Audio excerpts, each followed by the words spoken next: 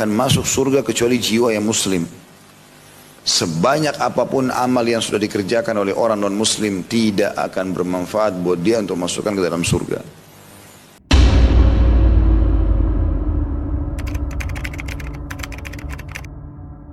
Surga adalah tempat atau keadaan yang dianggap sebagai tujuan akhir atau penghargaan tertinggi bagi orang-orang yang beriman dan berbuat baik. Surga sering digambarkan sebagai tempat yang penuh dengan kebahagiaan, kedamaian, dan kemuliaan, di mana tidak ada kesedihan, penderitaan, atau dosa. Seringkali kita mendengar bahwa hanya kaum agama tertentu saja yang dapat masuk ke surga seperti yang ada di awal video tadi.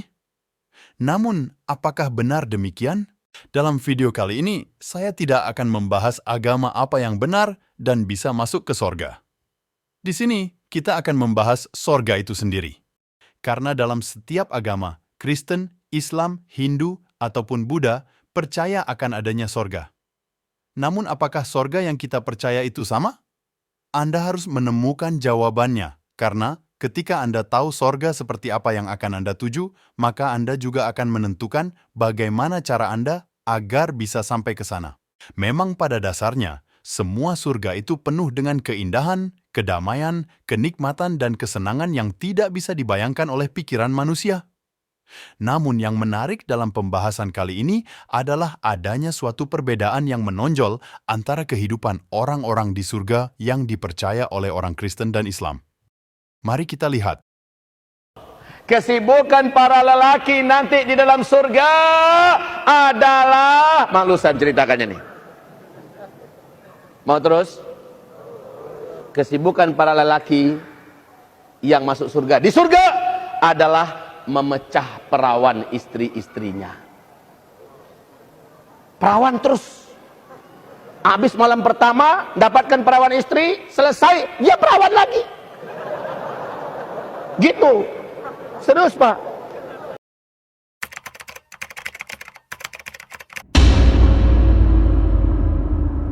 Suatu waktu beberapa orang bertanya kepada Yesus, "Di antara kami ada 7 orang bersaudara. Yang pertama kawin, tetapi kemudian mati. Dan karena ia tidak mempunyai keturunan, ia meninggalkan istrinya itu bagi saudaranya. Demikian juga yang kedua dan yang ketiga sampai dengan yang ketujuh. Dan akhirnya, sesudah mereka semua, perempuan itu pun mati. Siapakah di antara ketujuh orang itu yang menjadi suami perempuan itu pada hari kebangkitan? Sebab mereka semua telah beristrikan dia." Yesus menjawab mereka, "Kamu sesat, sebab kamu tidak mengerti kitab suci maupun kuasa Allah. Karena pada waktu kebangkitan, orang tidak kawin dan tidak dikawinkan, melainkan hidup seperti malaikat di sorga." Ini adalah poin yang harus kita perhatikan dengan serius. Sebuah perbedaan yang benar-benar signifikan. Mengingat dalam ilmu pengetahuan bahwa manusia itu terbagi 3, yaitu tubuh, jiwa, dan roh. Dan setelah kematian, tubuh akan kembali ke tanah dan roh akan tetap hidup. Yang kita percaya sampai saat ini bahwa hanya ada 2 tempat yang pasti untuk orang yang sudah mati, yaitu surga atau neraka. Dan hal ini dibenarkan oleh Alkitab maupun Al-Quran. Ketika kita punya tubuh jasmani di dunia, kita merasakan sakit, kelaparan, dan memiliki nafsu. Alkitab menjelaskan dalam Galatia 5 ayat 17 berkata, "Keinginan daging berlawanan dengan keinginan roh, dan keinginan roh berlawanan dengan keinginan daging, karena keduanya bertentangan. Dan perbuatan daging telah nyata, yaitu percabulan, kecemaran, hawa nafsu, penyembahan berhala, sihir, perseteruan, perselisihan, iri hati, amarah, kepentingan diri sendiri, percideraan, roh pemecah, kedengkian, kemabukan, pesta pora, dan sebagainya." Dalam ayat di atas dikatakan bahwa hawa nafsu adalah keinginan daging dan sudah pasti bertentangan dengan keinginan roh. Dengan kata lain, bahwa di sorga tidak ada lagi hawa nafsu. Semuanya kembali kepada logika dan kepercayaan masing-masing. Dengan perbedaan ini, kita bisa membuat pilihan dan keputusan yang tepat sorga manakah yang akan kita ingin tuju.